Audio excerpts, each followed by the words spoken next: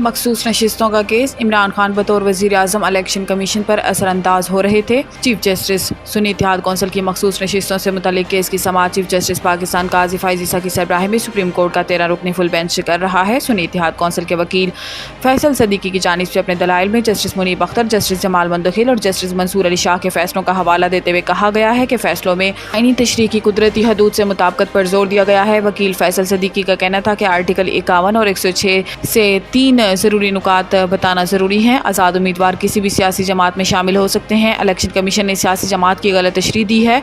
Election commission ने मखसूस नशिस्तों से मुतल्लिक आइन को नज़रअंदाज किया है। चीफ जस्टिस काजी फाइज़ ईसा ने रिमार्क्स दिए कि रूल से आइन को कंट्रोल नहीं किया जा सकता, जिस पर वकील फैसल सदीकी ने कहा है कि जस्टिस मंसूर अली शाह ने कहा था कि 80% लोग आज़ाद हो जाते हैं तो क्या 10% वाली सियासी जमातों को सारी मखसूस नशिस्तें दे देंगे, जिस पर चीफ जस्टिस ने कहा कि जी बिल्कुल, मैं नहीं बल्कि आइन यही कहता है, किसी की मर्ज़ी पर अमल नहीं हो सकता।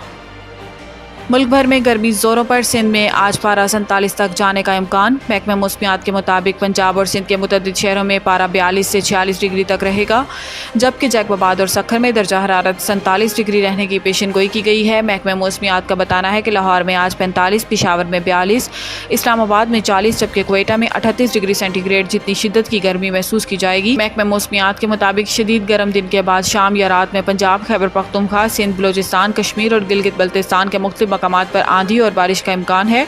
मजीद बरां लाहौर, रावलपिंडी, सियालकोट, राजनपुर, डेरा इस्माइल खान, पेशावर, सबात, थरपारकर, मीरपुर खास, हैदराबाद में भी बादल बरस सकते हैं।